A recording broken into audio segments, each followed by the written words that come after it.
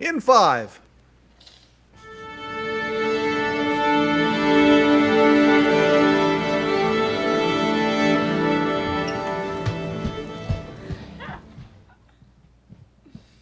Oh, that's not it. Dang it. So close.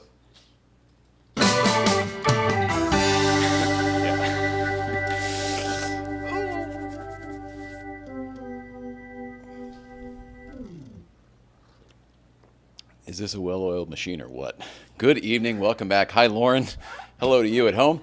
Jay Ryan here, Late Night Playset. We're back. We haven't left, really is the truth. We're back here with you, but we haven't left Los Angeles. But we've got good news to share. The Yellowcar is back with us, and we feel like the family is complete again. And on and on and on. So we're going to be talking about that stuff and some more.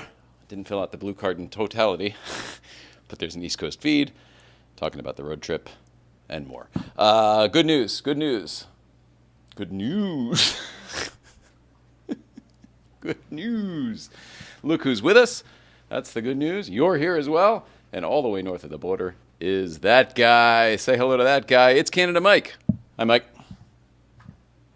Mike being here is the meh news. Everything else is the good news. Oh, I wouldn't say that. Okay. Oh, I like your shirt, though. That's a good-looking shirt you're wearing.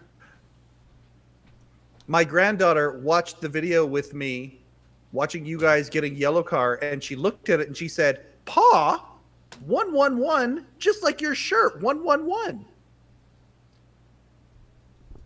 It was very sweet. Oh, because she, of course, doesn't know the car, but she knows you and your shirt first. I see. Well, did you tell her that my friends Yeah, we were copied watching my it on shirt? the couch like 45 minutes ago. And did you explain to her that your friends did a livery on their car based on your shirt? Well, I simplified it a little bit. I said, yeah, that's Yellowcar. That's my friend's car, and the 111 is on their car. And that's like how they live their life. And she said, awesome. Can we have some ice cream? And I said, yeah, we sure can. You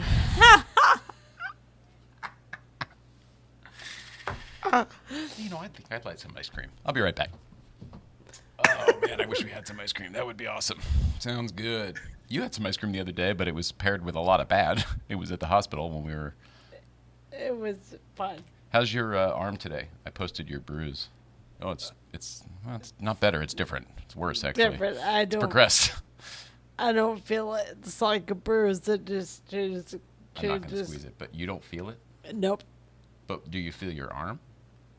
Yes. But it doesn't, there's no pain. Well, I guess None. that's good. Feel no pain. Yeah, we have... Here, I'll just bring Mike in here.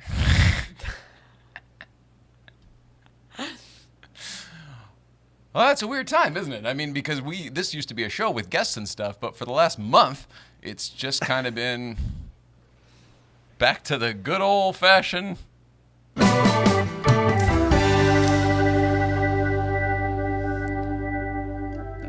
I'm not saying that's a problem or anything. It's just that been a whole lot of us. We thought we'd be on the road 3.5 weeks ago, and so we stopped scheduling shows, and here we are. It's just been a lot of us. It's been very Ryan-centric, Ryan-heavy. Enough. Yeah. And our life has been so heavy that it's like, enough. Wah, wah. Been a long month. How do you feel after the last episode? I feel like we shared a lot the last episode, both of us. Like personal stuff. Personally, I feel fine. Physically, we worse today. It's like a turn. But personally, fine. Yeah, all right. We'll expand it to, you just mean in general, right? I'm speaking specifically to the show from last week. Oh. How do you feel after sharing that information, the personal stuff? You don't care about I that. don't care anymore. All right, now on to you. Now, your body hurts more than it did a few days ago. Yes, and I'm noticing different things. Pot affects me differently. It's really, this one's affecting my eyes, which is affecting how my brain works, because I can't think how I normally do. It's weird.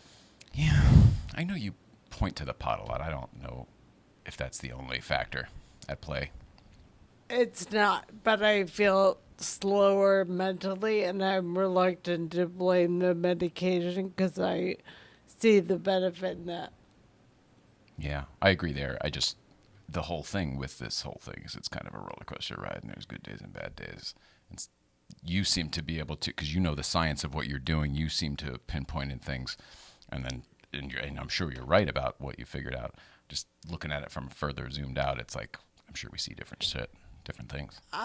Yes, and I typically don't talk about that because I sound nuts because it's not common knowledge. So there's not a lot of common ground I find. People tend to think different things than I do, so there's not a lot of shared space sometimes. Yeah, I'm really more right now with you and me, but I'm having a hard time following, I think, today. But I don't know that it's you. I think I might be worn out from other things. I'm sure I'm talking about you and trying to be nicer about that and not make it you-centric. You were talking about me, but you were trying to be nicer about it. Is that what you just said? Yeah. Well, we all knew I was the problem. I mean, who didn't know that? I'll take it. One of.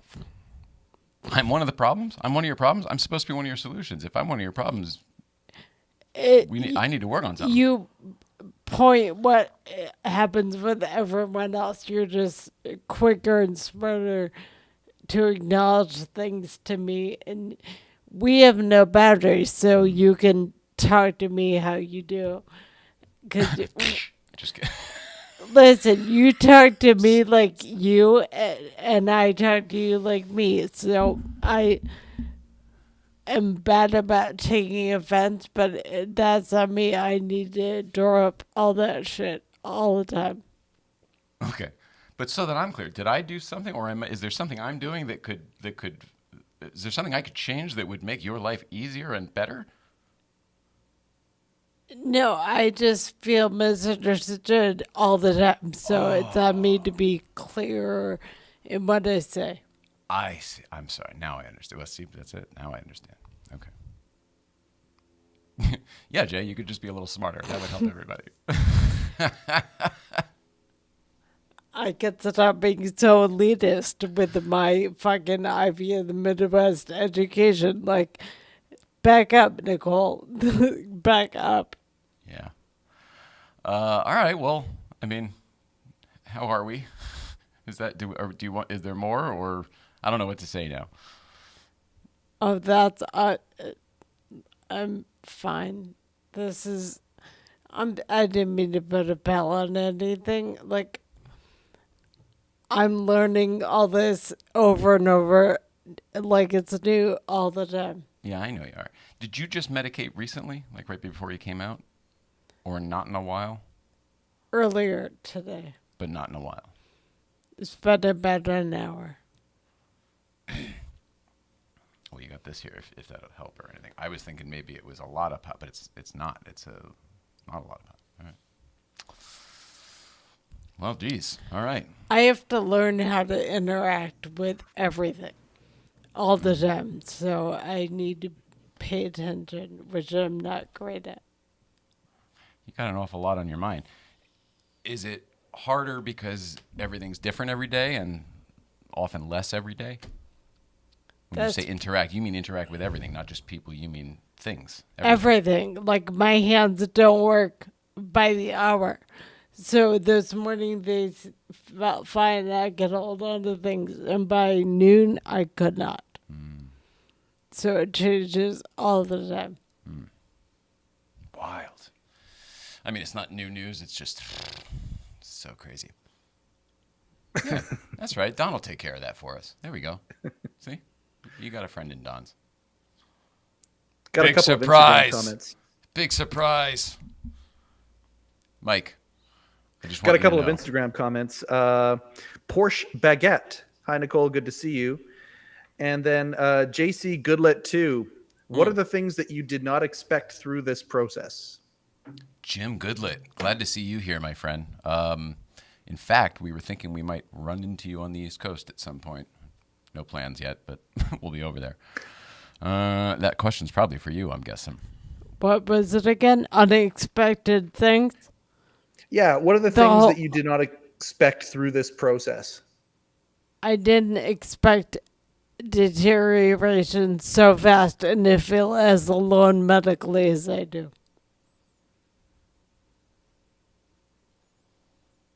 Is the infusion still doing some alchemy type things going on, or is that done at this point here until the next one? It keeps bubbling. Okay. But it's slow and it's very internal. Like, I have to know what's happening. Gotcha.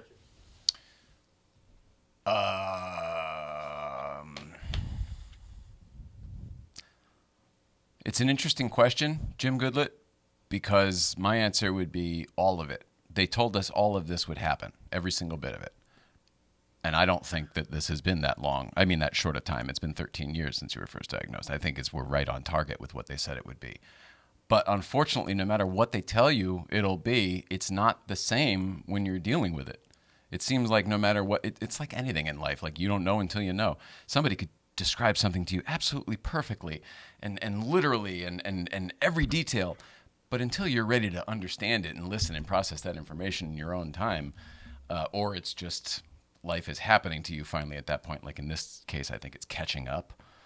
I would say that absolutely nothing prepares you for that, and nothing could, I don't think. You could see all of this on paper. They could give you a pamphlet and say, like, all right, at 5 years this, at 10 years this, at 15 years. They don't know it that well, but I'm just saying they could do that. It doesn't fucking, I would say every bit of it's been a surprise.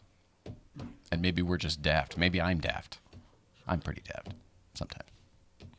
I feel like things were not explained to me initially for what they could become. And now I'm learning everything like it's new. I think it's probably doubly frustrating because your memory is not what it used to be as well. I'm guessing. I mean, from what you say on a regular basis. It's different. Like, I remember different things about the same events.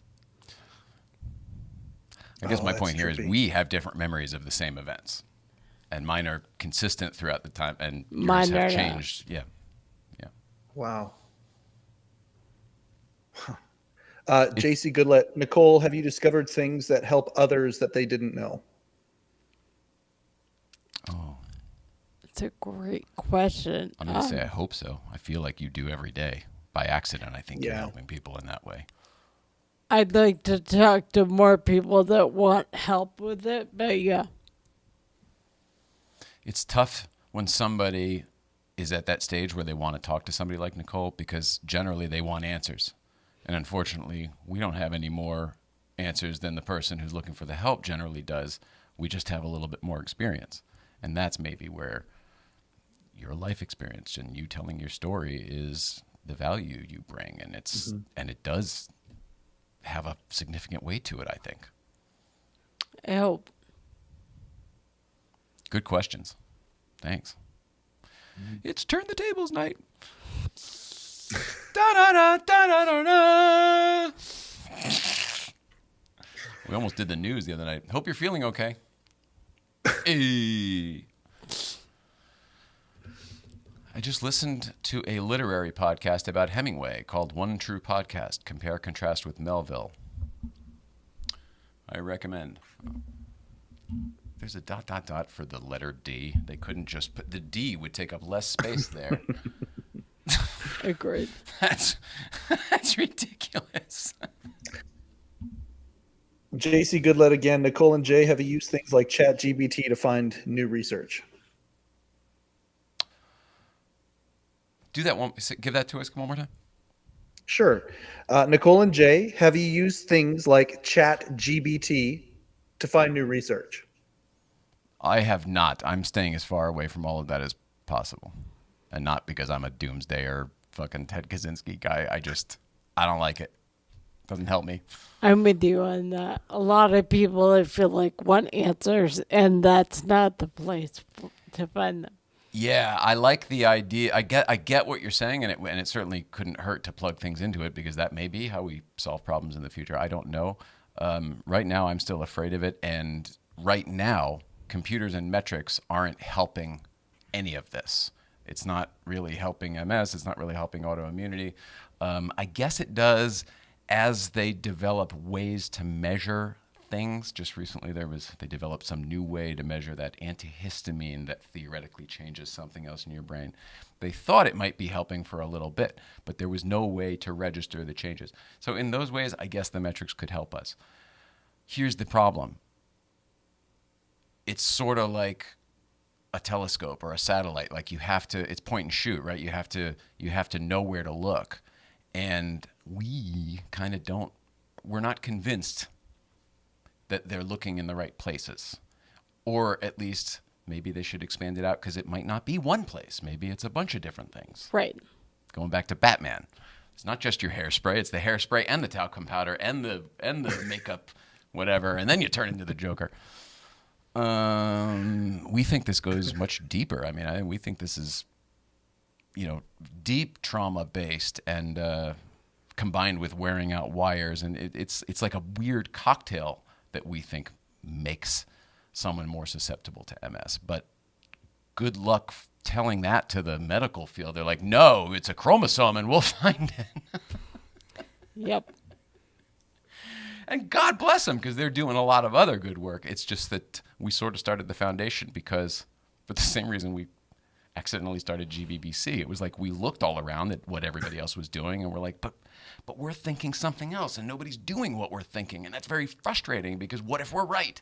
If we're wrong, nobody loses. Who gives a shit? We go to jail peacefully, quietly. We'll enjoy it. Dogs and cats living together. Speaking of which, Walter Kim was an extra in Ghostbusters today. What? How about that? Yeah, they're shooting Ghostbusters downtown, and he posted a story of the Ecto driving by the firehouse, and I was like, that's the new one. That's a great sighting, because that's the new Ecto. They changed it for the new movie. Leave it to me and Sean to notice. And he was like, yeah, I was just a background in one of the scenes. I was like, small world, because Sean was here today, and the topic of conversation was the Ecto, because Sean's Ecto that we built in that video with Dan Aykroyd and all that stuff will be changing hands soon. It will be open to discussion. This will be a quiet sale. This will not be a public auction. This will be a quiet sale. But it is open to discussion. So if anybody out there wants to, in my mind, I'm thinking we got to get this thing to the Marconi somehow. That's what I want. That's my end game, if they want it. Mm-hmm. But if anybody else has any ideas, or anybody who might want to write a big fat check for a super cool movie, it's technically a movie replica because it wasn't in the movies, but they didn't use the movie ones for promo. They used Sean's, the one that we built. So like that commercial that has all the movie cars zooming around downtown and everything, that's his car, and there was some other promo stuff. So it's the closest thing you could get. Sony will never give you a real Ecto. They'll never release it. Pretty cool. Yeah. So it was weird how all the universes were bumping into each other. Group FBC, ChatGPT unfortunately won't shed any new light. It's trained on old internet data. I mean, that's probably on purpose, right? Because like the government or whoever used it has the new stuff. Don Gillett gets his medical advice from Mad Ad Libs. They were just called Mad Libs when I was a kid. True AI in medical research, ChatGPT isn't AI, however, could bring new hope. Agreed, but then we're more into the biogenetics, right? Remember we met that guy. That guy crashed into our Porsche. That's how we met that guy. But remember that guy who crashed into our Porsche? And then he was like a really smart kind of guy.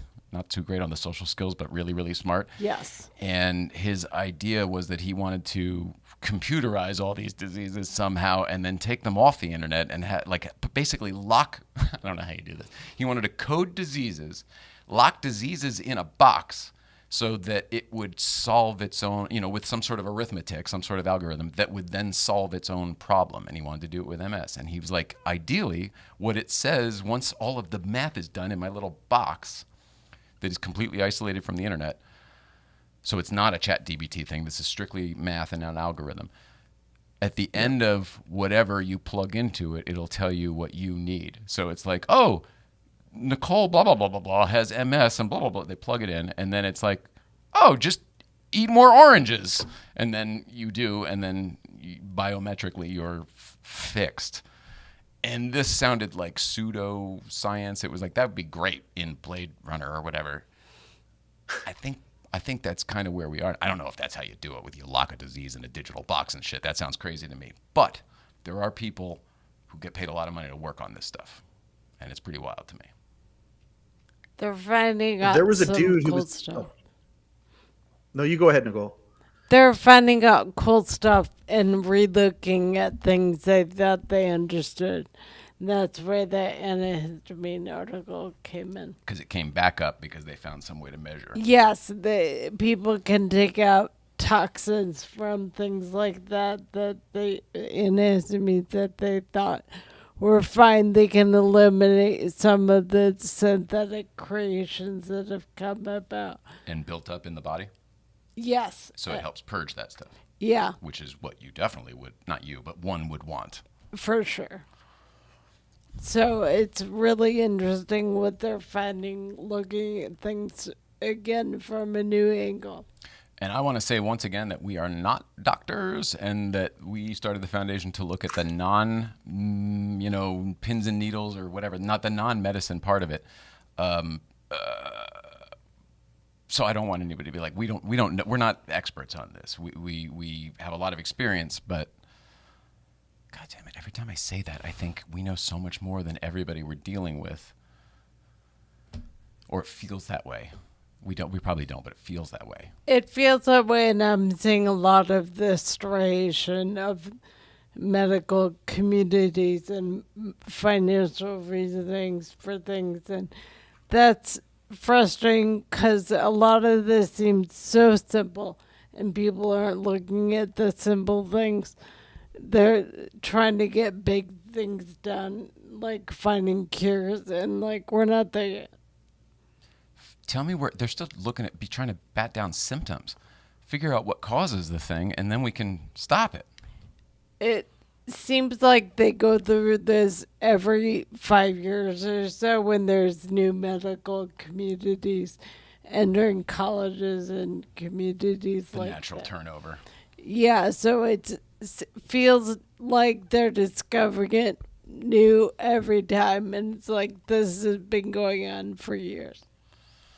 Yeah, it is funny how every once in a while it seems like a new conversation. It's the same old conversation just being rehashed. Yeah. I do agree with that. Because, I mean, people want to help, so they send articles or whatever the heck, and people will send stuff, I'm sure, to you 10 times what I get. But I get a lot of stuff. And some of the stuff is stuff that we talked about or looked at, 12 years ago, and it never went anywhere or whatever. Other than that antihistamine thing that I actually shared with you, I haven't seen anything that seems all that new or all that promising ever. It's Either all the of same that. stuff. There's a lot of regurgitation of information that's pointless and doesn't do anything to further anyone's point of view. So when that gets looked at for what it really means, that's great. Well, I don't know. My cousin had MS and she started eating yogurt and now she rides a bike. Like that's the... Yeah, I hear that a lot. All you got to do is start eating nuts and berries and then, you'll be jogging again. Yeah, I've heard that. Or maybe just go jogging and then you'll get out of your wheelchair. Like it doesn't even... People say really silly things. I think they're not thought through. I think people don't think it through. And that's not their fault. Maybe it is. I guess it's all of our responsibility to do it. But it seems to me most people don't think shit through. And I know I used to say things without I still do. I'm sure that's the case. You're just way nicer than I am. Well, I think you're fatigued. It sounds to me like you're pretty fatigued at 5:30 now in the PM. You were better earlier, and I think you're probably just tired. Yeah, I get exhausted and annoyed, and I want so badly to fix this, and I'm like, I think it's so simple for people that know more than me to look at information that is out there and available to everyone, and they're not, and that's frustrating. if whatever you do helps, Nicole, it helps. That's all that matters. The white coats can be quick to dismiss things. That's true. Not that you found something that helps, but it's a good point regardless. Yes. Yes, it does. I think it's, I mean, as much as we wish there was more information, I feel that, I mean, you're in a lose-lose situation. This is the definition of a catch-22. You know what I mean? The people that you need to rely on to know more than you don't know more than you. And in this case, they probably know significantly less than you because the medical field doesn't have MS. They're not living with it on a day-to-day basis. And I've looked at that too. Like most of the people, the doctors that treat MS specifically, don't even know anyone that has it. So they're only looking at charts and numbers. It's like, that's not where it is. Yeah, I agree.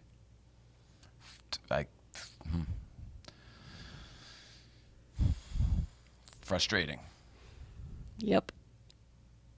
Mm-hmm. People say dismissive things about mental health too. Just smile, it'll help. No, it doesn't work like that. I'm on both sides of that one because I am also on the have a nice day. Fuck you. But the truth is, when I can muster up the I still don't want to talk to that guy. Have a nice day. I still don't want to talk to that guy when I feel like that. But if I'm walking down the street alone and I do decide to put that smile on, God damn it, you do tend to feel better. Not saying it fixes your pain and whatever else, but sometimes it does turn my frown upside down. What a I see Timmy and Johnny, and there's Sarah and Lisa. Romper room over here. I always loved Doobie. The magic mirror. What? I always loved Doobie. Remember the Doobie from Romper Room? Was that what that bee's name was? Doobie, yeah. I mean, I remember the bee, of course. Of course I remember the bee, but I don't know I ever knew it had a name. And then, of course, that, of course, a take on... Well, I mean, later on in life, I thought that, but... Well, that show was pretty trippy. I mean, that magic mirror thing was... Woo! And Granny Cat, too. Maybe I don't remember the show enough. Granny Cat? Were these characters? I just remember the lady who hosted the show. There was the pretty girl who hosted the show, and she was so nice, and she had the mirror. And she saw Tommy and Billy. And I'll butcher the lyrics, but yeah... Pig pock, diddy dot, Granny Cat 2. That was the lyric to the song. Dee dot doo dot, hey dotty doo, boppity boppity, romper room. That's how the theme went. What the hell? That's incredible. I don't remember there being any themes. I mean, song lyrics. That's crazy. Do you remember this one? Big Mac McDLD, quarter pounder with some cheese, filet of fish, a hamburger, a cheeseburger, a Happy Meal. Do you remember that whole thing? I could never do it all, but I could probably get Tasting about that golden far. French fries, regular and large size. Yeah. Isn't that fucking awful? And for breakfast, egg McMuffin. Yeah, I can kind of. They taught us to recite their menu, and we can still do it 30 years later. What the fuck? 2 all beef patty, special sauce, lettuce, cheese, pickles, onions on a sesame seed bun. 40 gajillion served. Fucking McDonald's. Remember when Birdie was born on Saturday morning cartoons? They introduced Birdie to us. Who? They had Grimace and Hamburglar and all of that, and then Birdie. Was I do remember the McDonald's cartoons, but I forgot about them until now. I do remember that. It was during Saturday morning cartoons. It was commercials for McDonald's, and Birdie was born right in front of us on an ad campaign. That seems inappropriate, but no, I don't recall that at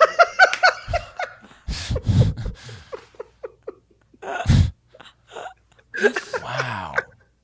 But now I'm remembering, wasn't there a cartoon series, like a Saturday morning cartoon with the Hamburglar, and he was always running around? Yeah, I think that was part of the. I think there were commercials though. I don't think there was an actual cartoon. Okay, well then maybe the commercials were animated, but it was during Saturday morning cartoons. Yeah. So I'm watching Smurfs, but then Hamburglar and Grimace come on. I heard the other day it was Grimace's birthday. I don't know how. Oh, he's a character, I guess. Whatever. Happy birthday, Grimace. McDonald's. Jesus Christ, the Golden Arches. We're on kind of a Michael Keaton kick lately too. I guess we don't even care about the Batman, but obviously the world's talking about it because of the Batman. Going to see it tonight. Are you? Oh, it's the Flash though. It's called the Flash, the Flash, Batman's in it. It's not. It's the Batman. Because it's, I mean, it's really him, right? It's him, and I saw one picture, and all I cared about was that he was wearing the old suit with the cool tail. It's only on the Keaton suit. It's different than every other Bat logo that everyone had on their shirts, and it always irritated me from the dawn of time. And Yes, he's wearing the correct but one from the movie. They fixed it in Batman Returns. So in Batman, it had the weird little tail, and then for Batman Returns, they fixed it. Excuse me, the sir. one that's on this You one mean the here is correct next one. tail? Weird little Yes. tail. The correct tail, yes. And in this one, it has the correct weird little tail, which made me very happy because that's what he should have. It does? I thought it had I thought this one here was the corrected one from Returns. God damn it. I trust I you know, over me, I'm but I almost saw it and I positive. was all happy about it. What's his name? Michael Keaton. Michael Keaton. And then The Flash. Yeah. All right, images. Oh my God. You're right. There's a picture here, and it looks like an all-new version. But you know what's weird about it is it's the Yes. shape of what I was talking about, where it's not a perfect oval. It's actually kind of oblong. Shit. But that's not the picture I was looking at. There was one with him with his mask off. His mask off. Listen to me. Like a true superhero fan. No, I'm right, dude. What I hope Oh no, I'm not. what I right. hope though is that they have the museum in the Batcave, and they show the original costume with the tail that you're talking about. My hope is that somewhere in the movie tonight it'll have that. Yeah, see, that's the messed up one. It's not. Stop saying messed up. It's the original. It's the correct one. Right. Well, Messed up unless you're a comic book fan, and the comic book fans revolted when they saw that. So, Oh shit. Okay. And then I'm they sorry. fixed it I'm for sorry, Batman comic book fan. Returns. I forget that you had all of this before I discovered it. well, it was different than the logo for the movie. Like, you looked at the logo for the movie, and it You're was describing correct. my problem with it. Every piece of branded material had the incorrect bat signal on it. Isn't it? Yes. We all Well- thought the suit was incorrect, and everything else was right. But I totally understand his perspective, but I won't let it go because the art here is we're making the movie. So whatever they put in the movie is correct. Whatever they sold afterwards is incorrect. I'm with you. The decisions were made by Tim Burton and his staff to make it however it was. Whoever the marketing Yes. people from the studio who were like, no. They probably align with what you're talking about. But Tim Burton and the movie makers and the costume people and the designers and the art people, they all made that decision to make that wrong mistake tale you're calling it. I understand your point because they skewed from whatever. But Look, it was a decision. the It was a opening- choice. The opening crawl to the movie is on Has- the camera going through all these cool things, and it's the logo that we all know and love. And then Oh, you we see don't the love that logo one. on You him do. for the first time, and it's You love it. different. Yep, I agree. I agree with everything you're saying. Yeah. It's one of the only things that I would say consistently bother me about that movie. Mm-hmm. And I will always say that it's the correct one. And I was just talking to Sean about this today too, because our friend owns the actual screen used Batmobile from that movie, and it's the suit, the correct suit, the actual suit, or one of probably a bunch of them, Yeah. is actually next to the car, and it's got the Wow. correct tail.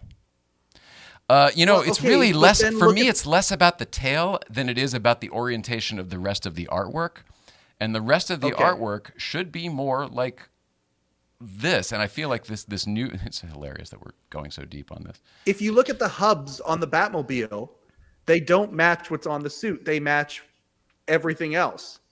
I've done all of this work. I agree with you everywhere but the suit. We agree. We are both on the same page. Okay. But I don't know how you can call it a mistake when it was obviously a choice. Oh, I see what you're saying. Yeah. I mean, you're shitting on Tim Burton and all of his art people and all of the costume people who made that decision, as did the trademark people at the studio who then later created those opening sequences and all that other shit. Tim Burton wasn't there for that.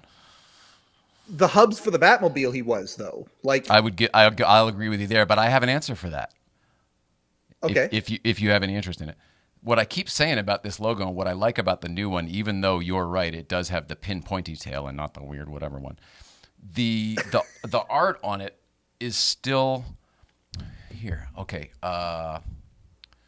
Palindrome, right? Radar, same Yep. front and back. If you look at that Yep. Race car. saleable, whatever the fucking, what's the name of that fucking? It doesn't matter. We're going so deep in this, it's stressing my brain out. But because I don't know how to draw what I want. I don't know how to say what I just had a piece of paper. I could just Symmetrical? show you. Yeah, symmetrical is perfect. It's just incredibly symmetrical. Now, the old logos from the old days were not symmetrical. It was a fucking bat, and the wings were up here like they should be. And the Bruce, in the first Batman, the wings were up here like they should be. Now, they probably did that whoop whoop to compensate for all of the lacking space or whatever. Who knows why they did it? Not there for the decision. But the wings are up here, and it's a different sort of orientation. The wheels go round. I could understand the desire for a more symmetrical logo there. There's also the Batwing is another place where you find it too. It's exactly what you're talking about with the little pinpointy thing. But the Batwing at least had a little bit more edge to it. And again, this new one has that edge to it. Nobody can see what I'm talking. Oh, you can actually see it a little bit. Yeah. All right, please move on because I am exacerbating myself over something that doesn't matter at all. But I realized that I was wrong but there was a picture I saw where he had his mask off and he looked like he was just talking to the camera, like he was on FaceTime, like Batman was on FaceTime. That's weird. I mean Bruce Wayne, but he was in the suit, just no cowl.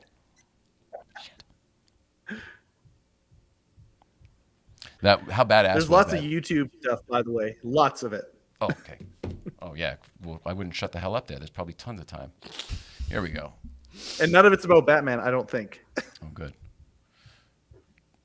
Don't women about my happiness. All right. Shit. At least he saw what he did.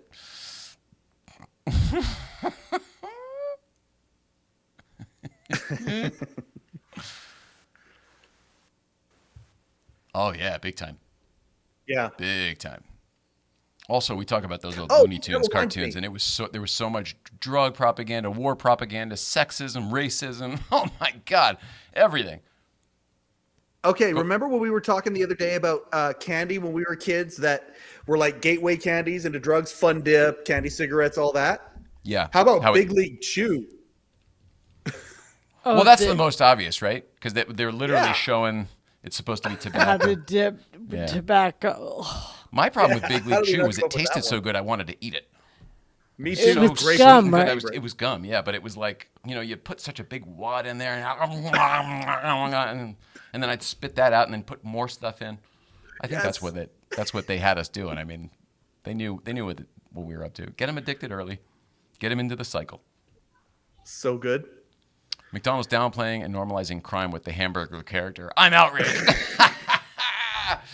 Yeah, and I bet they probably wrongly locked up a couple people for some hamburger stuff. You guys are arguing about Batman. Think about that for sure. It's ridiculous. I'm with you. I was ashamed the whole time we were doing it. None of it felt good. Anthropological details are important.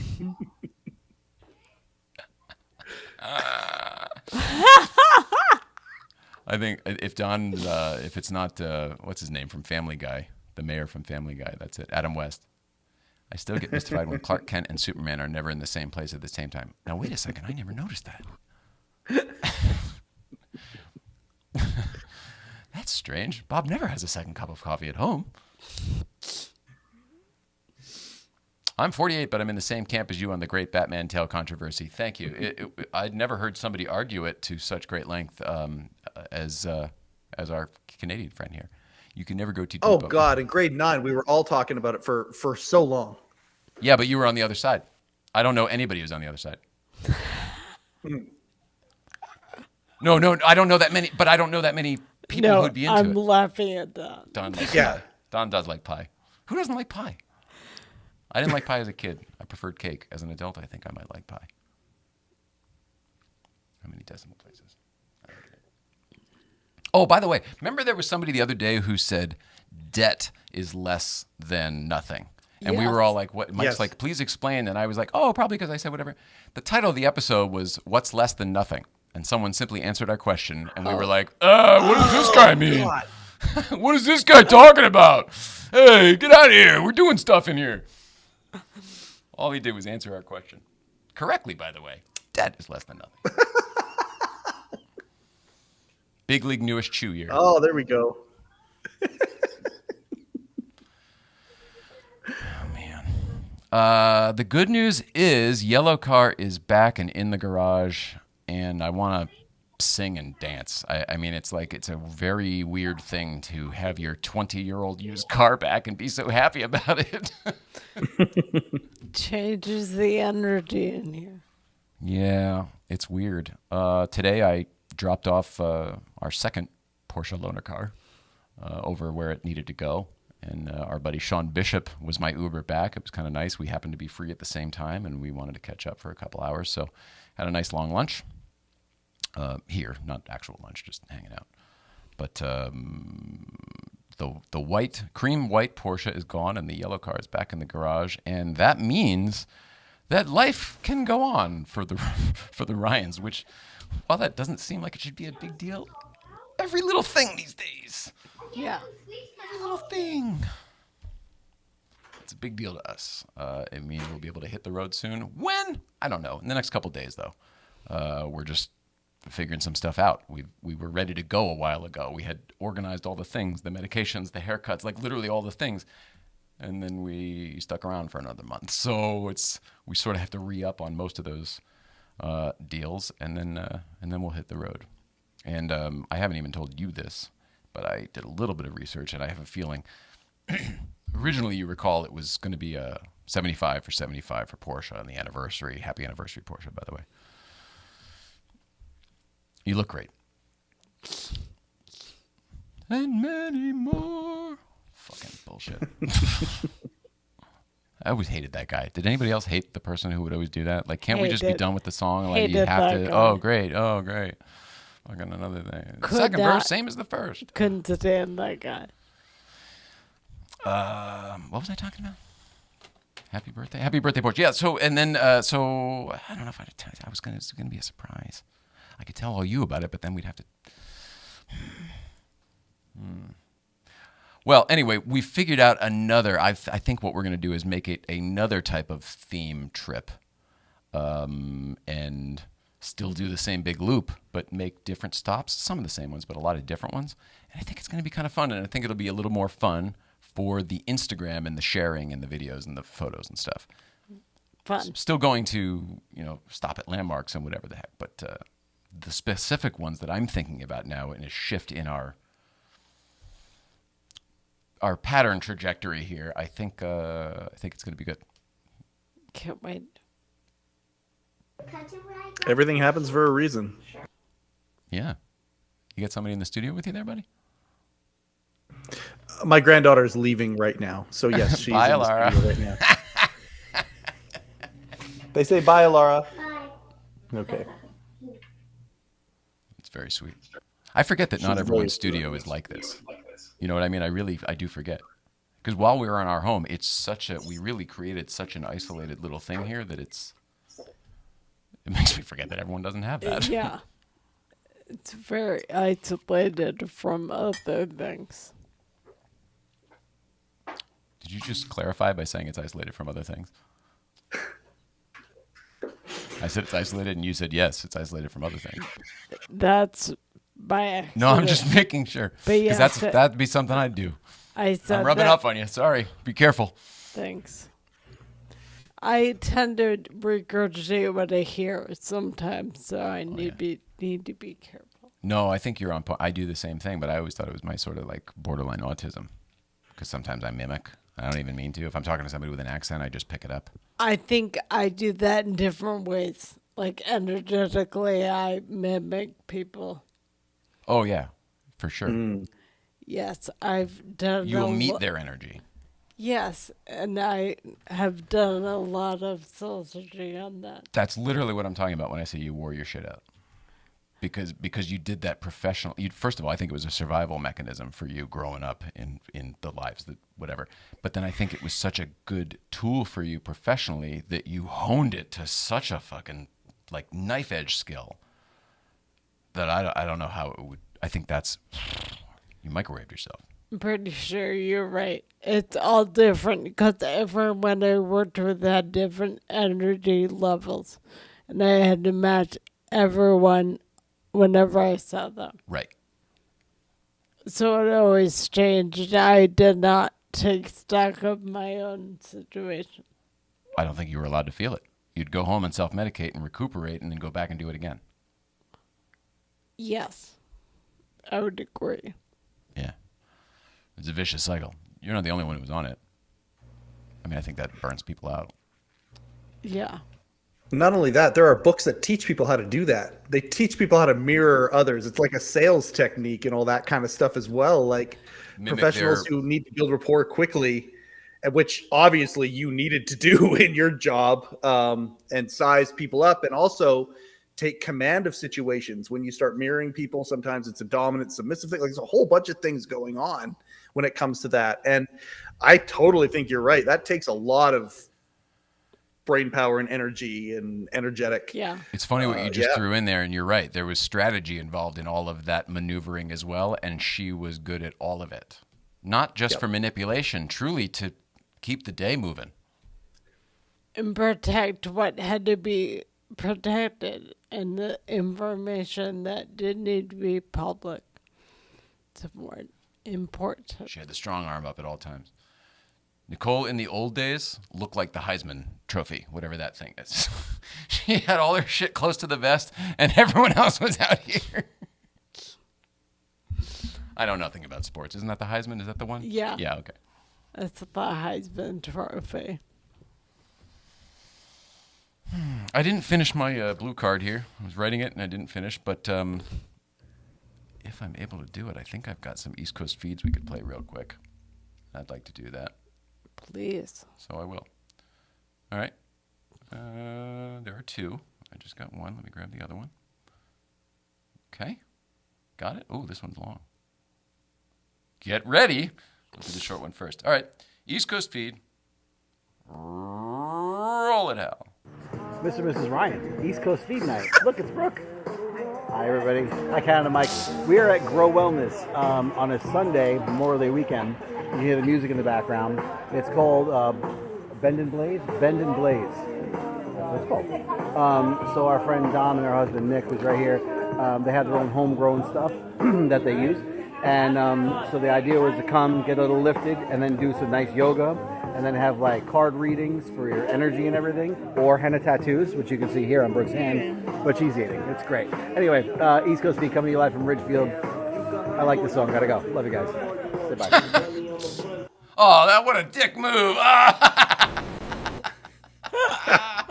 That was great. Fucking cuts to her right. Lay off me, I'm starving. Oh, that was a dick move. Very funny. All right, we got one more. Roll it, Hal. It's Brooke and Kaz again. Mr. and Mrs. Ryan and Canada Mike. Look, it's Brooke and the Kaz Man. East Coast Feed coming to you live on a random Monday night. Want to talk about something, but it's top of conversation tonight. The Birdcage. So, Jay, I don't understand why you don't like the Birdcage. And Brooke, I introduced her to the Birdcage. Brooke, can you talk about the Birdcage for a second, please? It's a great movie. That's not talking about the Birdcage, okay? It's a great movie. Jaws. Anyway, stop looking at your hair, Brooke. See what she's doing? She's looking at her fucking hair. Anyway, but honestly, great. You good? My eye's itchy. Can you just Okay. walk? It's a great fucking movie. I enjoy it. Rumblings, hysterical. Hank Azaria, yes, I know. I look like Hank Azaria shit all the time. Whatever. You okay? It's killing her. It's killing her, I tell you. Anyway, the Pirin tablets. Canada Mike backed me up on this. And the Pirin tablets, great fucking scene. As you can see, Brooke loves it a lot because she's talking lots and lots and lots about it. I said, can you join me for the East Coast Feed? Because you're going to give me an opinion because you love this movie too. Anyway, Mr. Ryan, Mrs. Ryan, please go back and rewatch.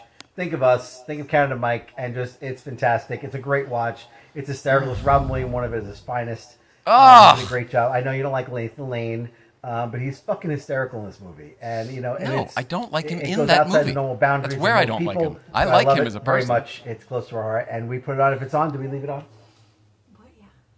What? Yeah. Anyway, Brooke obviously doesn't like being on camera. Love you guys. Sorry for the long East Coast feed. Say goodnight, Brooke. You're supposed to say goodnight, Brooke. Good night, Brooke. Wow. I never noticed it before, but Brooke's got a little bit of a Mary thing going on where she's just kind of always fidgety and doesn't want to be there. Yep. Did you notice that, Mike? 100%. It And I was think like the Mary analogy is perfect. The Yep. constant fidgeting and twitching and just. Wow, that's good stuff. I specifically didn't used to like Nathan Lane in that movie, but I'm more than happy to give it another shot. I mean, we went into length as to why. I mean, it's not an uneducated opinion I have, but sure. I change my opinions all the time as an adult now. Shit I didn't used to like, I love now. So The maybe Pirin Birdcage will tablets be on that part, list. he's bang on. The Pirin tablets is genius. That is so funny. And the thing I love about it is Robin Williams, who He's in he that? starts out. You think, what's that? He's in that. Sorry. It goes back to the Hank Azaria thing. Hank Azaria in that movie, I just thought his performance was incredible, and that's another place that it was so good. And Robin Williams, who's flamboyant and all that, is the straight man, and I love that as well. The straight man is a bit much, but yeah. I get your point. But you said you had gay family members, right? So this movie was not your introduction to gay people? No, it certainly wasn't my introduction to gay people. No. But that was my argument, was that it wasn't Yes. mine either, and this was like a crazy, stereotypical, flamboyant version of something that I didn't feel that represented an entire whatever. Certainly not. But I've met lots of characters in my brother's world that are just living, breathing characters. 100%. And- I have to, yeah. Yeah. That's a good point. That are every bit of what we see in that movie. Every single bit. Yeah. Yeah, and more. Absolutely. Okay, that's a good point. All right, fine, Mike. God. And watching Nathan Lane arguing in tonight. the Barbara Bush outfit, like, I thought that was really funny too. Like, yeah, I just dig that movie. Do you like Mrs. Doubtfire? At the time I did, I watched it fairly recently, and it didn't age as well as I would have hoped. Oh, no shit. It was Yeah. $4.99 recently, and we had purchased it, but have yet to watch it yet. But I thought, whatever. I was curious. The I ending wasn't is sure. awesome. Oh, well, okay, good. Yeah, like it just, how sometimes you have this high expectation. I held this movie up here, and then you watch it and it kind of loses a notch or two. I would give that I would give that, like, not, oh shit, what the hell was I thinking? It's nothing. Like, it wasn't like that at all. But I just find that I'll watch Robin Williams in most things, even really bad movies. That movie RV is atrociously bad, but it's still Robin Williams he's doing his great. thing, and there's enough good in it. Cheryl Hines is the wife. There's enough good in it that, like, okay, well, I'll watch it. But I'd watch that over the Birdcage. I'd watch something mediocre over the Birdcage. I'm totally with you on all that movie stuff. Well, thank God we're together. We can share a TV. the other thing about the Birdcage is how beautifully shot it was. It's an absolutely gorgeous movie. You know, I don't have a good relationship with Miami, and that could be a very large part of what I don't like about that movie. And I just realized that because it's really, fuck. I agree with what you're talking about. The cinematography and all that stuff is very Yes. cool, but it's really just highlighting the colorful South Beach sort of lifestyle. Certainly in the gay world, we don't like Miami that much. No. No offense to the city, just haven't had good I've experiences there. never had a good experience there personally or work-wise. It Yep. doesn't make sense ever. Yeah. And it's awfully difficult to maneuver. You've got to have a lot of energy to handle Miami. And I don't think we do anymore. Although we'll probably go there in a couple weeks. See you next week, Miami. We're on our way.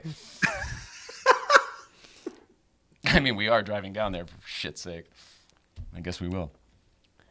Well, we won't stay there, though. That's for sure. I wouldn't stay there. Yeah, We'll drive life's different now. And, like, we do different things than we did. through. Yeah. But I wonder if that's it.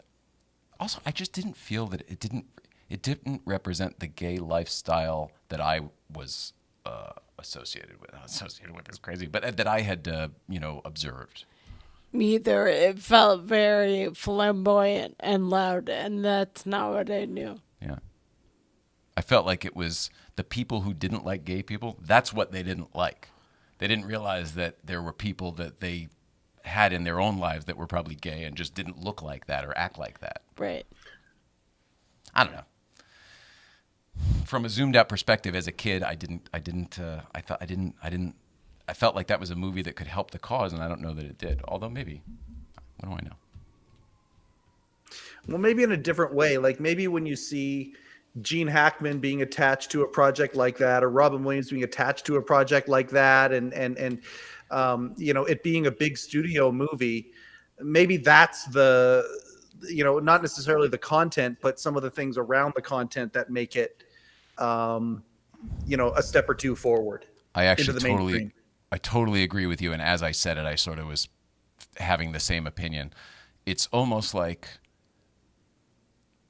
they just simply to get it out there, they played the stereotype card because that's what the people needed at that time. Yeah, okay. And then maybe I would love to think that my own self was a little more advanced and evolved in my thinking, even at that age.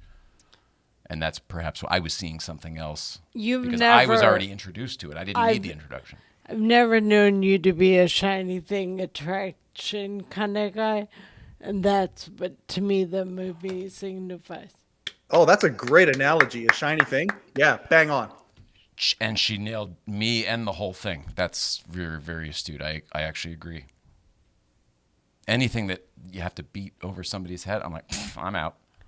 Yeah. I used to get fails because I wouldn't do my homework because I learned it in class. Why do you want me to go do more of the same thing when I just showed you that I understand it? You don't play games and stuff for fools like that. So in my experience with you, you learn quickly and move on quickly. And a lot of people don't. I agree with that. Constant growth. The faster, the better. And it's not always true, but that seems to be what I want to learn and move on. I want to expand your consciousness. Aaron. There's YouTube comments.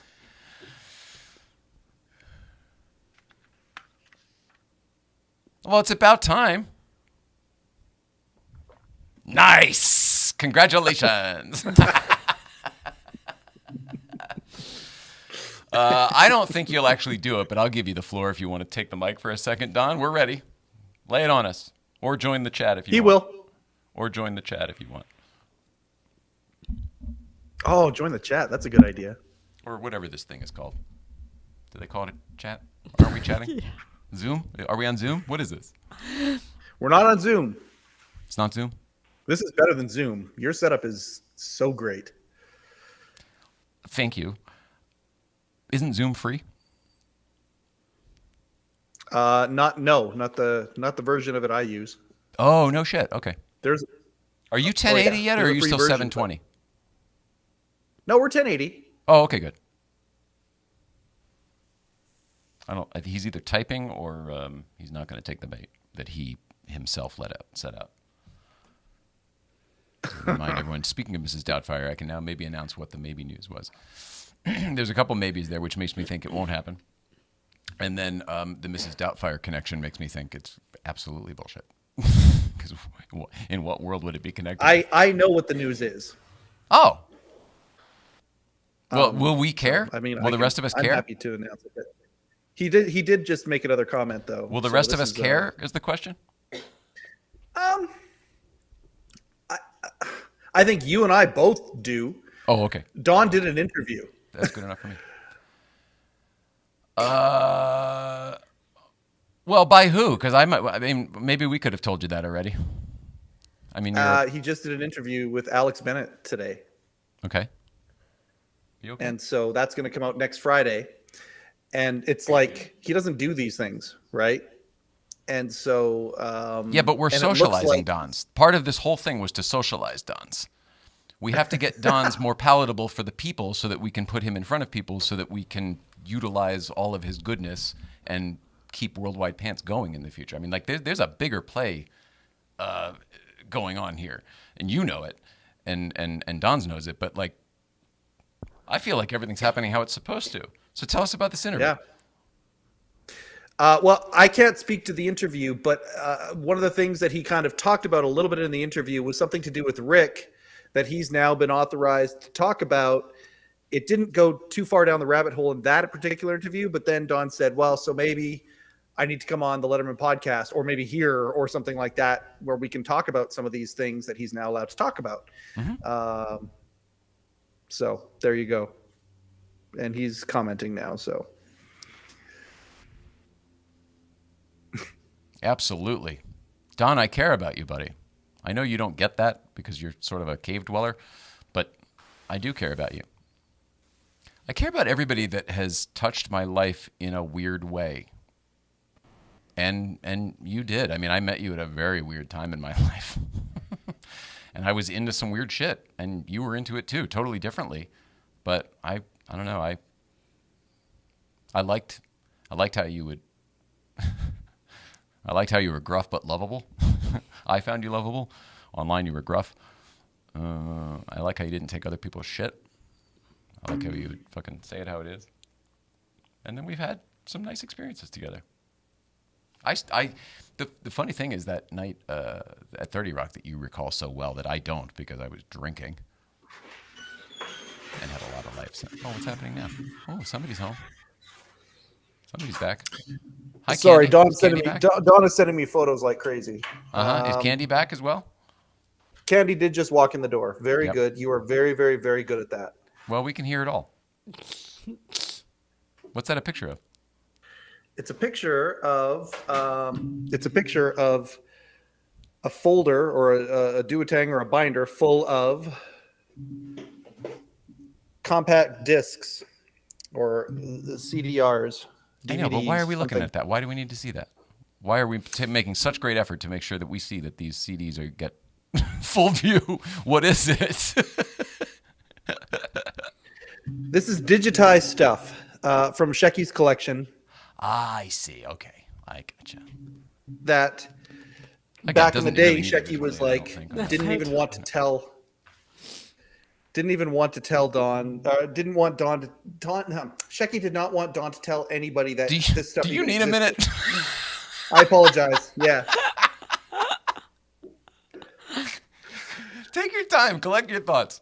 This is like me right. with the Batman thing. I was getting all flustered.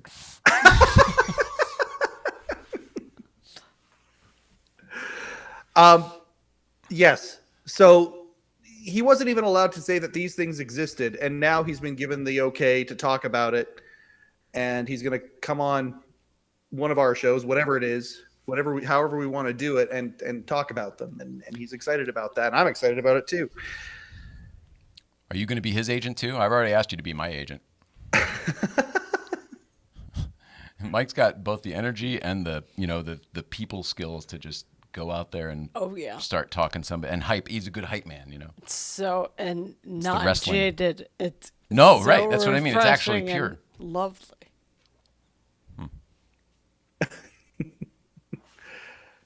The trick is it's got to I be hope Don's something isn't I upset like. that you just broke his news. I hope not too. I pulled out the thing you borrowed, SNL contracts on the performers, writers, designers. Oh, so I got you the right... No, it was the wrong book and the wrong show. All right. Was it the right shelf at least? Did I at least go to the right room? Was it the right bookcase? It was the right building. We know that. Yeah, it was. It was. I'm jealous that Bob Reed is working there now. I mean, it must be very difficult for him because he lives here. I don't know how that all works. I can't imagine. It must be very difficult. But, I mean, I feel like if the opportunity presented itself, we would figure out a way to move back east to go work in that building. That building has a lot of importance. Yeah, I know. Well, you know what, Don? We put Mike on the spot. He didn't know he was going to be talking about all that stuff. And then I feel like at the end we got there. We got all the information we needed. Did I explain what it was that I liked about the Batman tale that he doesn't like? There's these 2 extra points. I feel like Batman himself has the right one. and we all have the licensed crap.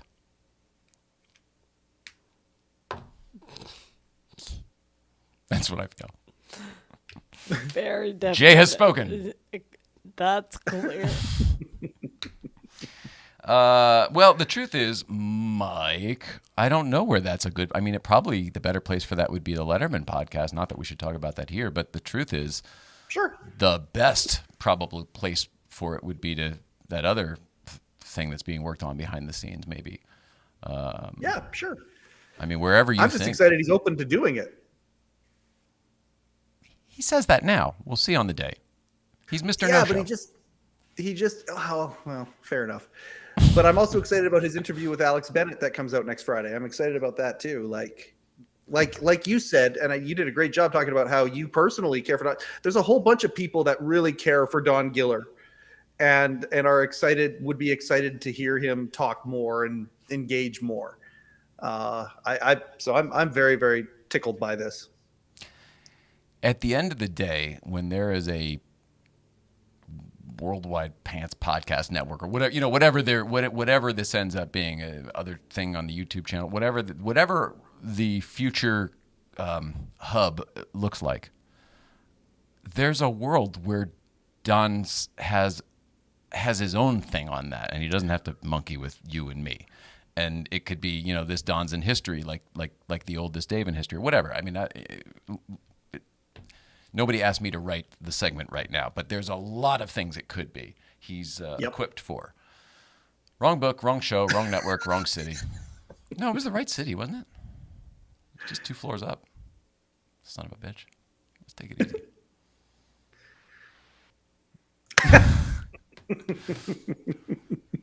Well, that's nice, Mike. He's only saying this is a train wreck and not the Letterman podcast, so that's good. Oh, heavens. That would infer that we're a train with momentum, and that's just simply not the case. How what I was going to ask you about this. You just started your second year. Congratulations on the anniversary. Huge Thanks. guest for your anniversary, getting Paul Schaefer and everything. Yeah. Is there like an obviously Dave would be a goal, but like what are your goals for this second year of the Letterman podcast with Mike Chisholm? All sorts of goals. Okay, so there's one. Give us a couple big ones though. Well, the big one is big guests. Meryl is there. Jerry Foley is there as one as well. Barbara Sheft would be amazing. So could you not get Sheft? Would Sheft not? Have you asked him? He's cagey. It depends. Yeah, he said protective. no. But he also said no to Scott Ryan with his book, and then Scott bugged him one other time, and he said, "Okay, let's do it." And then he ended up writing the foreword for the damn thing. So, yeah, I think it could happen at some point. But then, what I'm really excited about is Dreesen's coming back. I cannot wait to talk to him now that rapport has been established, to just kind of dive in. Vinny Favale is coming back. I'm so excited about that one. I can't wait to talk to him about CBS selling off all their property, that kind of stuff. So one of the things I'm excited about is so many people that we've built rapport with that are now coming back. It's like the origin story is done, so now we can get into other things. So, yeah. Oh, there we go. Thank you, Don.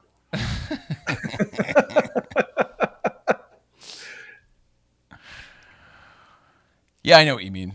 The return ones are fun for me. The first ones are sometimes stressful, and the return ones are almost never stressful. And that is, they tend to be more fun, relaxed. I feel like the person knows what we do now, so they're ready for it. A lot of times in our situation, you're on Zoom, right, or whatever. You're on video, so it's not like they're actually coming to your place there. For us, they're coming to our home. They don't know what to expect. Most times they expect something bigger and nicer than what we have, They probably think it's like some mansion where, their dining room is big enough that you can have a giant studio in it. Yeah. Not some condo by Universal Studios. I'm not shitting on it, nice as it may be. It's still, we're in a very small room. And I think that is a lot to take in the beginning. And I think people are a little bit overwhelmed. Once they come back, that's all gone. They know what to expect. You don't have that same barrier, but there's got to still be some sort of communication. I don't know you. You don't know me. Energy exchange yet. Mm-hmm. Have you had anybody back Have you had any two-timers? I've had quite a few, like in the community. Like I've had Irene on a couple of times. I've had okay. Rob, Rob's been on a couple times. Steve Weiner has come back, and he's going to come back a third time. Steve Weiner discovered Calvert DeForest because of the college movie that he did. And we're going to actually screen that movie and kind of do a commentary over it for his next appearance. So that kind of stuff's fun. So yes, I have had guests come back, and it's a completely different deal the second time they come back. It's great. Awesome. I love Yeah. it. Who's tomorrow's guest? Is Jamie or James Henderson III, Biff's kid. Oh, yeah, that's right. And you already did it, right? You already recorded it. I did it before I went to New York, and I mean, I went through it getting ready to post it, and there's some fun stuff in that episode. I really, really enjoyed that episode a lot. He's such a cool guy. Oh, man. I envy you that you're able to do that. I'm not able to go back and look at it at all, let alone be like, oh, this is a good one. You should do this. There's so much great stuff in here. Like I it sounds like I'm making fun of you. I'm genuinely envious. I can't even imagine having those feelings of my own stuff. No, I had to get past it because I was How'd the you guy do it, though? waiting. I have to get past it, too, but how'd you do it? Well, because I was the guy waiting. I'm a podcast fan. And so like when I listen to Kevin Smith or Rogan or some of these other podcasts that I love, I mean, it's just they're talking about the things that I love. Well, I've been waiting for the Letterman podcast for years. And so by episode 10, like it's actually Dreesen's episode, now that I think about it, it's probably episode 7 and 8. I had to get past that so I could enjoy the Letterman podcast as a podcast fan and kind of tune out me. And thank God I'm getting a little bit better at it now. And it gets easier to do that and just listen to the guest and what they're saying and the interaction, because this is the podcast I always wanted to listen to every week. So That's very beautiful. That's how I did it. I mean, it's kind of poetic. It's kind of like, how could it not be a success? Oh man, from your lips to God's ears, man. I just know that I love it. What do you consider a success? I mean, to me, I consider it a success currently. I mean, you are in production and people want to do your show. To me, that is a success. If your success is I want to make $10,000 a month from this or something, all right, well, I mean, I would like that too, but that is not currently our success. Yeah. I was talking to somebody the other day who's going to be coming on the show, I think. And one of the things that I said to them was, because they said, okay, I'm intimidated about coming on the show because I love it. I listen to every single episode, and then I switched over to YouTube and I watch every single episode now. And I'm intimidated about coming on the show because of how good it is, and I don't think I'm going to be that good.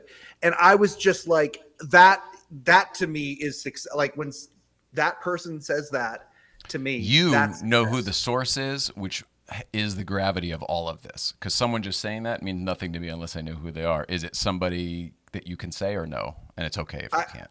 I wouldn't feel comfortable. I once they're on the show and the show is released, I can kind of say it, but I don't want to. I apologize. I don't mean to be that guy at all. No.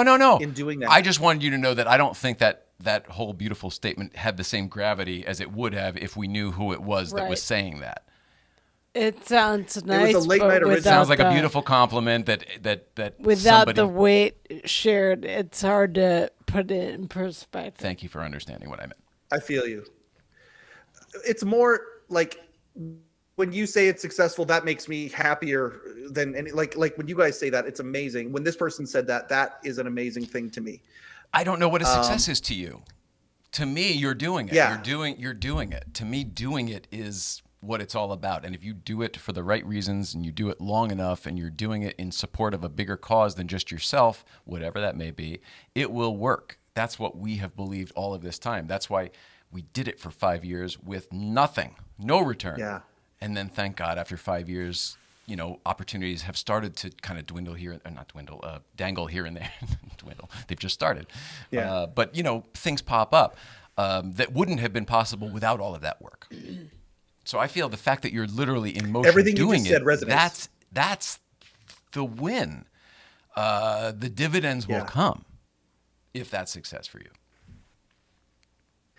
Yeah, and I mean, the joy that I get from it already has made it a success as well. Everything you just said, it resonates with me.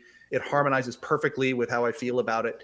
I just, I'm so grateful. I'm so fucking grateful. Well, you seem to be in a better place than you were on Tuesday. Definitely. What happened? The show on Tuesday helped. Like just saying, I don't understand why I'm being assaulted by this anxiety. And I was talking to Don on the phone today, and he speaking of Mr. totally Anxiety. agreed with what you said. What's that I just went through this huge thing, and I was probably depleted in all these areas, and that hadn't even occurred to me. And I mean, so there you go. Here you go, internet. Don agreed with Jay. Oh, it was bound to happen. It's a numbers game. Come on, Mike. It's Leno. Mavis. Oh, God, I would love it. That would be great. We could talk about our cats. That sounds like a euphemism. It's not. What do you think? Do you think Don would probably know the answer? I feel like it was always hogwash. Do you think when, let's see, I almost said Jane Fonda was on Carson and does that whole, can I ask you something? I was talking to my son, said, when he was watching the show the other day, and Zsa Zsa Gabor or somebody was on the show and had a cat on her lap and said, would you like to pet my pussy? And the story that Jane Fonda says on Carson, next to Carson, is, Carson said, I'd love to if you'd remove that damn cat. And the audience erupted because this is the 80s and that is crazy liberal humor. And, It's a great line. And I never believed it. And she asked him, is it true? And Johnny said, no, I think I would recall that. And it's a hilarious classic moment that's in all the anniversary specials and everything. But did it ever happen? I always thought that was just like a beautifully written joke and a lovely idea of something that happened, but I don't think it ever actually did. Any knowledge? Maybe I'll ask Mark Malkoff if he ever comes back. Yeah, Mark would be the guy for that one. I mean, that to me is that's the perfect segment producer, line that's constructed to make for a great segment. That to me is just textbook as far as I'm concerned. I feel the same way. Because it's so good. It doesn't have to be true. Yeah. Man, so good. No, you know what? Shout out absolutely. to Ed Ames, by the way. Ed Ames passed away a couple weeks ago, and Ed Ames, you would know him from Daniel Boone. Your grandparents might remember him from Daniel Boone. But he was the guy from the famous black and white clip of Carson in New York with the tomahawk throw at the We wooden cutout met of the him at sheriff. the wedding, right? And I was just going to say, we spent a great deal of time with him because I was such a fan of that Carson moment at your friend Mariah and Matt's wedding. Matt's been on the show, actually. He sang, her friend's name is Mariah, and he sang that beautiful song, The Winds of Mariah, for Mariah. So we actually got to not only meet him and hang out with him all day, but we saw him perform too, which was very cool. And he still had it. Very cool. We were very new together. It was like our first year together, I think. Yes, I remember calling Mariah being like, I just met this guy. Can I change it to a +1? Just started dating. He'll be coming with me to the wedding. And she was like, Santa Barbara. yeah, it was really small and intimate with people she loved and knew. So she was like, yeah, bring him. To this day, one of the best weddings. It's still my favorite wedding, I think, but one of the best weddings, period, I've ever been to because everything was so easy. They did it all. Yeah. They were Hollywood people who knew that other Hollywood people did not want to be inconvenienced, and they just made it all easy. They rented some huge mansion in Santa Barbara, and they had the wedding there in the back because it was beautiful, right on the bluffs overlooking the ocean, absolutely stunning. And then they had the reception. The wedding party stayed at the house. They had the whole upstairs. And then they had the reception at the house. But it was one like crazy house where the downstairs was a bar. And I don't mean a bar like your grandparents built a bar in their basement. I mean, this was a huge mansion. So it was like a nightclub. The garage, there was a Mustang down there because the garage had a thing where it would brought the whatever down. And there was an aquarium and a cigar lounge and a winery. And it was crazy. But it was all in this one location. So all we all had to do was drive to Santa Barbara and check into the hotel. And from there on, it was shuttles to the places. Then you just stay there. You're there all day, take you back to the hotel. It was so easy. And they had an in-and-out truck. In-and-out truck, yep. Come at night because they knew we'd all be hungry and want in-and-out. Yep, we'd be wasted. And we had the real dinner earlier outside. That was beautiful. But then we'd all be drunk and dancing for hours. Yep. And we'd all need that pick-me-up. That was great. That was the only time I've ever really liked In-N-Out because we needed it. We did. It was a fun wedding. Yeah. Boy, why the hell did we start talking about that? Sorry. At Ames. Yeah. Shout out to Ed Ames. Super cool. The deal there was the bride's father, actually both families really, but without getting too deep into it, the bride's father was in the business forever and a big deal. And they were friends. Ed Ames was just a family friend. They knew Mariah when she was little. When she was like born, yeah. Like really small. Yeah. So cool. But old Carson, Ed Ames, that whole thing. Right. Deep voice. Such a cool dude. It's when I first learned of that skit. See, now, that's its own funny thing, but I thought it said I need to charge my phone again, and I thought it was a take on, like, why are these shows so long? It's pretty good. It happened. I saw the episode. Okay. And it was Zsa Zsa. See, because a lot of people think it happened, and that's what's weird. Zsa Zsa was on. I can see her saying it. Because she wouldn't think anything of it. Yeah. Johnny. Probably not. But I just can't see him going there on the air. I don't know. Maybe. But then why would he? I don't know. It's good. It's good. We'll have to find out. That'd be interesting. Shit, man. I'm sorry. This is. Hopefully, it'll be the last of the nothing shows. Although I'm actually really enjoying these lately. Now that we're oversharing. Sorry for the overshares. I'm excited about the overshare. I like it. Really? More of Yeah, the the Ryans? vulnerable That's shows what we are all the need, ones that more I of just- the Ryans?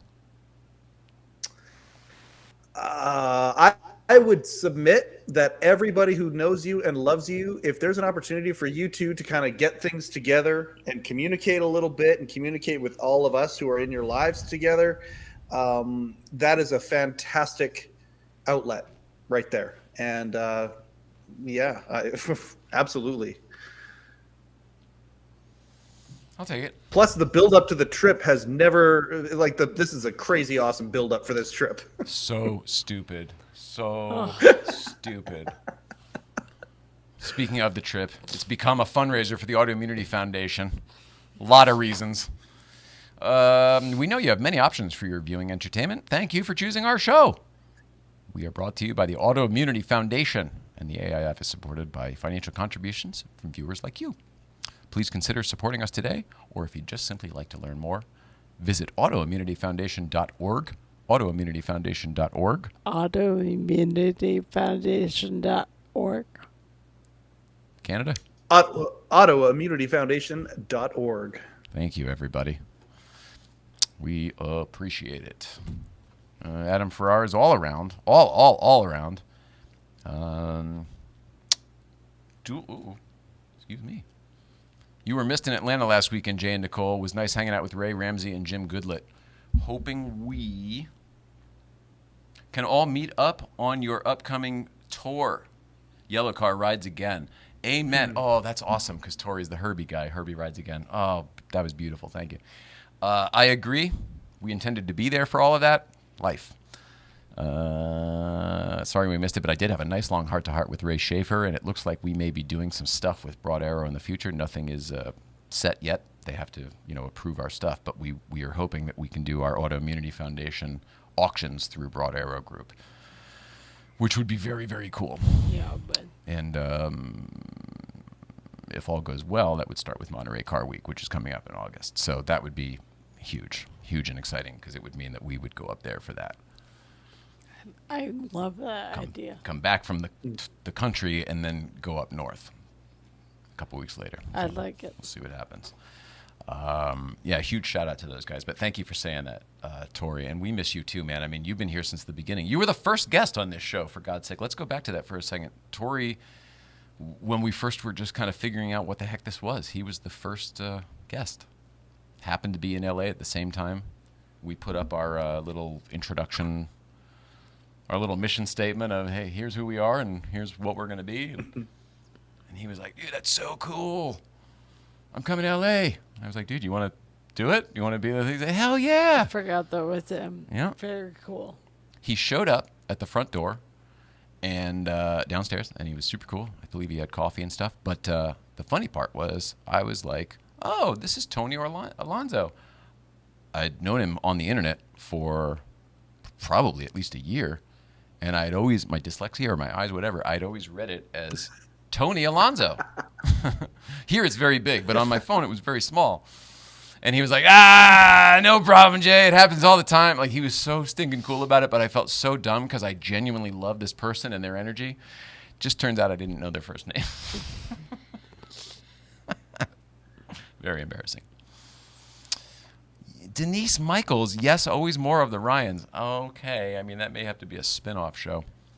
I mean, I watch to get updated with what's going on with you guys. Oh, well, that's amazing. That's amazing, and we'll take it. Thank you. Hey, I didn't know if we were going to talk about this at all tonight. Can we talk about Ecto 1 for a second? Yeah. Okay, when Sean put that post up on Facebook today, I mean, we talked I about went it down earlier, the same path that I thought that. Okay, all right. well, we didn't. This point here didn't get mentioned. You got a as we specific started question. talking I about got you. I'm with you. I'm sorry. I'm here. when Sean put the post up, I went down the same path. It's so funny because my heart immediately went down the same path that yours did with the Letterman set. And it's like, I don't want to put a price on this thing. Yeah, I'm sure it'll go between 500,000 and $1 million or whatever. I mean, whatever it goes for. But to me, like, my should go for comment that. was priceless. Yeah. It's priceless. Yeah, I hear you. Do you I feel mean, I that felt the same way, But but then we did it the wasn't DeLorean, a hero and then that had a car price. from the movie. Like, it was a reproduction. Do you feel the same way about Ecto 1 as you did about the Letterman set? Or do you feel differently because of what this Ecto 1 is? I feel 100% differently. My feelings about the Letterman stuff are that really comes down to the fact that you refer to Letterman and Company a lot. I'm going to use your vocabulary for this. Letterman and Company affected me at such an age and in such a way and at such a depth that, and remember, I used to sneak in there and pretend I worked there with the people. I would go work with the people and pretend I worked there. It was nuts. I have always sort of operated in a way that would be conducive to the Letterman way. And I mean the Letterman and Company way, the Worldwide Pants way. Very tight to the vest. Don't share a whole lot. I know I'm not talking about recent. You know what I mean. They established what I was continuing on there. You know, they could have given the set to somebody who was willing to come and get it and do everything properly to get it not in the dumpsters, right? And they were going to catalog it and take care of it and preserve it. At the end of the day, Worldwide Pants said we don't want that because there's a let's just be done with it. And I just felt that the stuff that was preserved went to the Letterman archive at Ball State. The precedent was set by the company. All I was doing was trying to honor it, is my opinion on there. I didn't really have... My personal feelings go deep, but that's an attachment I have to Kathleen Ankers and me being an undeveloped kid that she helped kind of form and, you know, educate a little bit. So that part was personal. The money thing was... Yeah, I didn't want this stuff to have a value, and him selling his stuff all of a sudden automatically applies a value to this stuff. Absolutely. But it really came down to I don't think it's... I was just trying to honor what the company had already established. I'm talking too much. So, And Ecto no, 1, I don't feel the same way about the car. And Right. Sean and I talked about this today in the car on the way here. This is what I want to hear about. He said, well, whatever, it doesn't matter. what I told, in answer to your question, what I told him, which was about the same sort of question. When I drove Sean and I built the time machine together. We co-owned it together. We split all the bills together. We owned that together. While I always usually had it and was always the one driving it and blah, blah, blah. It was a buddy project that it was always both of us. I drove that car to the port myself. Like, we wanted to do that project our whole lives. We did it. We got sick of it. But the truth is, when we sold it, we 100% planned to build another one. People don't know that because I don't really talk about it. It wasn't going to be a public car. It was just going to be something that he and I were going to do and enjoy it and have it in the barn. When I drove our car to the port, and that was a weird goodbye because it's like your kid. Like, this was just a car, and then I made it this time machine from the movie, but then it became famous because of it, and now all these people love it and blah, blah, blah. It'd be like Yellowcar, like driving Yellowcar to the port and be like, okay, we'll see you later. Yeah. Have a nice life. It would be like Weekend at Bernie's. I'd have to punch it and be like, we don't want you anymore. Not Weekend at Bernie's. What's the other one with the Sasquatch? Harry and the Hendersons. Harry and the Harry and the We don't want you anymore. And he has to punch him in the face, and it's the most gut-wrenching scene, in 80s cinema. I took great peace throughout all of that in the knowledge that at any time, if we wanted to, we could do it again because we did it ourselves. So we had and gained and earned all of that knowledge. Same thing with the Ghostbusters car. Same thing. Okay. Like, if we wanted to build another one, I mean, will it be harder to find a coach? Will it be more expensive? Yes, it'll be harder. But wouldn't that be more of a challenge? Wouldn't we want it to be that way? So it's sort of like when you quit smoking way back when, you would keep a pack of cigarettes in your purse just because if they were there, you wouldn't smoke them. Yeah. Same thing. It's like the knowledge of it doesn't need to, it's not a one, we built it. We made it. It wouldn't have existed if it weren't for us. So we could do it again. Why not? We probably won't ever. Mm-hmm. But somehow it takes the pressure off. Fuck, I Gotcha. talked too much tonight, Mike. This is really ridiculous. You have a way of getting me I respectfully disagree, sir. I respectfully disagree.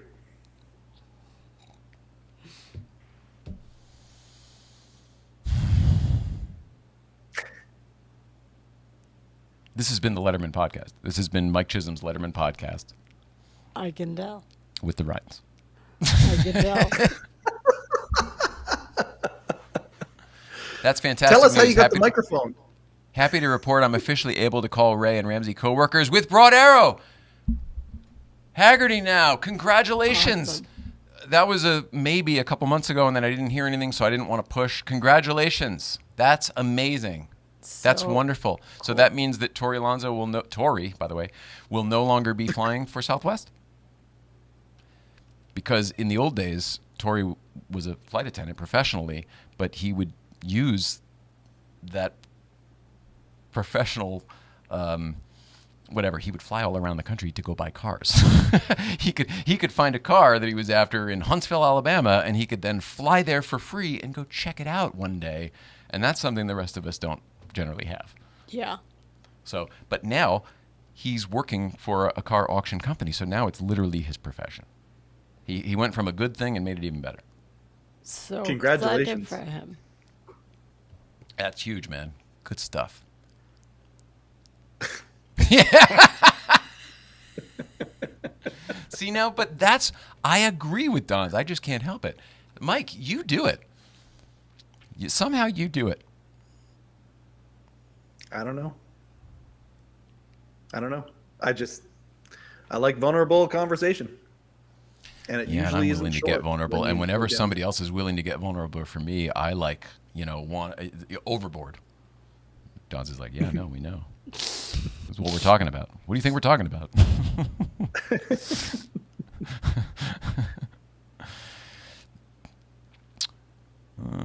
Oh, boy. It's hilarious. I don't have time for that, but it's very nice.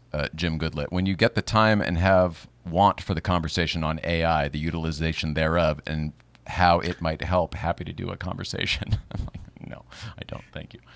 But then he said, had to stop on your broadcast as the audio was clipping on my computer, phone, and on a tablet. We hear other streams fine. That was the Instagram stream. Oh, yeah, it is the Instagram stream. You're right. But why would Yeah. it be clipping from all the way over there? If anything, I would YouTube think you seems fine. wouldn't think you'd be able to hear it. It's so funny. People are so passive aggressive. We hear other streams fine. It's so funny. I know. It is what it is. The Instagram is kind of a bonus. No, I think he was saying your Facebook and your YouTube streams are fine. I think that's what he was saying, because they are. We're with you. Okay, sorry. So as I was saying, the Instagram is more of a bonus. Yes. It's not really. I can't put the effort into making the audio good there, too, because Instagram didn't like it. They don't like it. They don't want you to do that.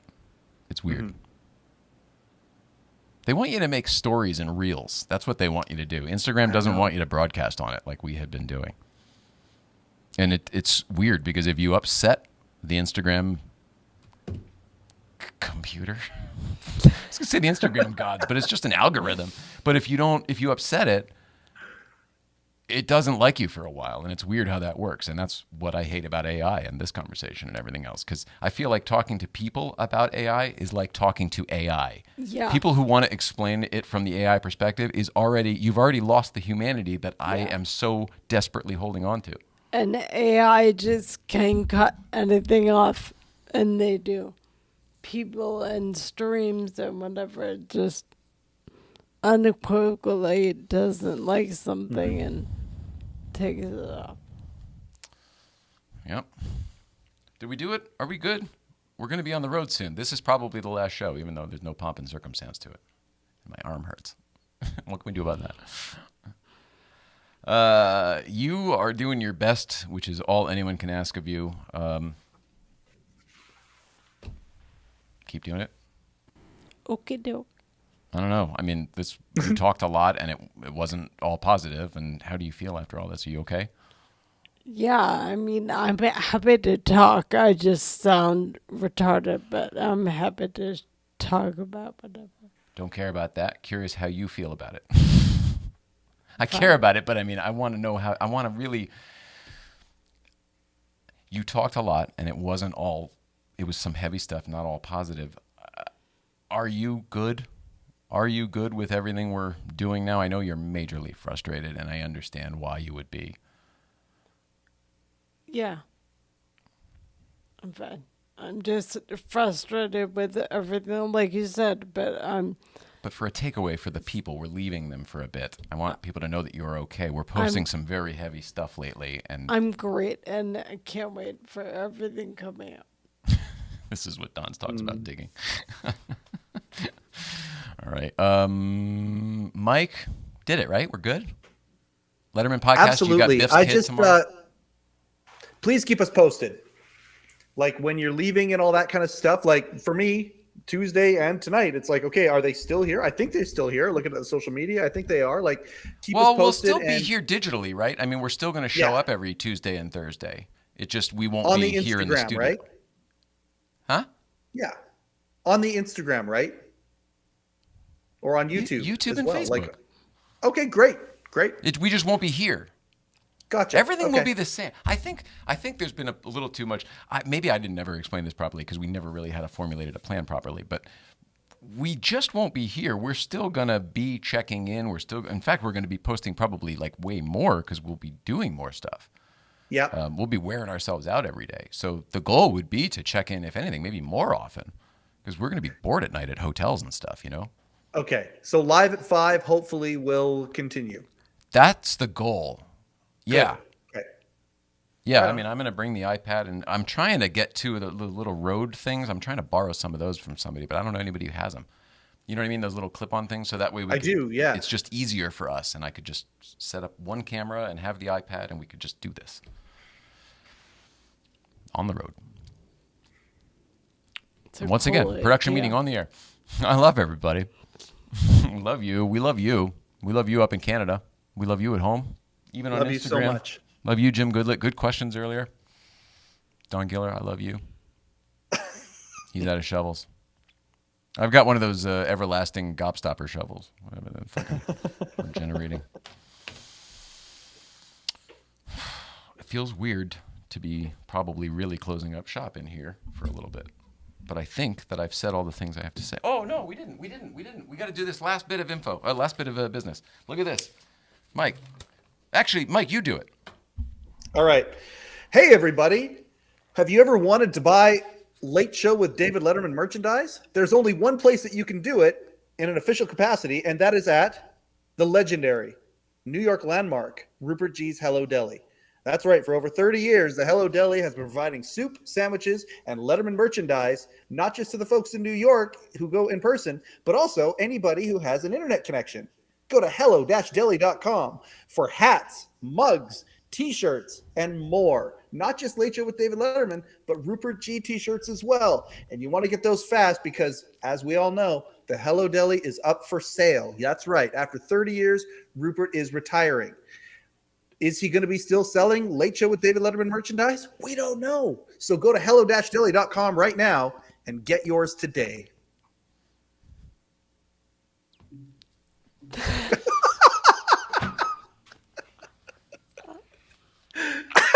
Tell us about GVBC, Mike. Good Vibes Breakfast Club is the most exclusive, most excellent car community you could ever be a part of. Why? Because there's no expectations except to be nice to each other. If you want GVBC merchandise, go to dualshift.com and see all the excellent merchandise that's available. T-shirts like the one I'm wearing right now, hats, stickers, and much, much more. Thank you. Wow, that was amazing. Dualshift.com or Dualshift on Instagram. Wow, good stuff. Oh, man. I could get used to this. This is good stuff. I'm like, this is, you know what it is? This is the scene from Larry Sanders where Larry doesn't want to do the commercials and Hank ends up selling the garden weasel. Hey now. Ah, very good, very good, very good. I'll be Hank Kingsley. I have no problem with that. Well, you're a lot better than Hank Kingsley. Hank Kingsley is such a genius character because of how many levels there were to that. Oh, hilarious! Oh no! So good. I'm a Wendell fan, man. I know that didn't end up well for everybody, but I was a Wendell fan until it got weird. You know, that's what. Well, never mind. Doesn't matter. That's what a lot of the Germans say about Hitler. You know, he was very good about a lot of things until it got weird. I just heard that the other day. Comedy, we saw it in something else, yeah. But I laughed at it so much because I was like, yeah, that's pretty much what everyone says. They're like, we didn't know what was going on. It all seemed really normal to people until it wasn't. Told us he was going to clean up the country. We thought that was a great idea. In hindsight, not okay. 20. Okay, well, now I feel like we did all the things. Also, yeah, an Autoimmunity Foundation kept that up through the whole thing. Jesus Christ. All right, well, we'll be on the road soon. We love everybody. Thanks so much for loving us. And the messages, personal thank you right now from both of us. The messages lately have been incredible. It's funny. We post personal stuff that's not really all that happy or whatever. It's kind of MS related. And we get so much interaction. And we lose so many followers at the same time. It's hilarious. It's so bizarre how it all works.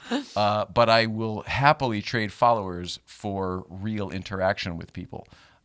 So I guess we'll probably be doing more of that, or at least trying to push ourselves to do more of that. But the reason I'm talking about it now is back to the thank yous. Thank you to everyone who has either commented some bit of support, or sent a private message to me. I can't tell you how many people have chosen to send private messages in support of really both of us, but obviously you primarily for everything you're going through lately and kind of just life in general. I mean, I told you some of them, but like Tedward and Jeff Zwart, and it's just really nice. It's nice to see how many people care about both of us, but Nicole really mainly, And we love you, and we really appreciate it. And when we say we wouldn't be here without you, we mean it at a very literal level. Very I mean, sincere. the Autoimmunity Foundation, the goal here is to have ginormous endowments into this fund we want to create so that we can help other people going through the same thing that we were going through and help them in the same ways that you all have helped us. Because we're not out of the woods, but it's been a life-altering experience to understand it all and to see the level of support from all of you, emotionally, financially, otherwise. It's overwhelming, and we're grateful. So with that, thank you very much for watching. Thank you for being here. Thank you for loving us. Stay tuned for Tom Snyder's next. Good night, everybody. Good night, Mike. Good night, all. Good night, Dons. Good night, John Boy. Love y'all.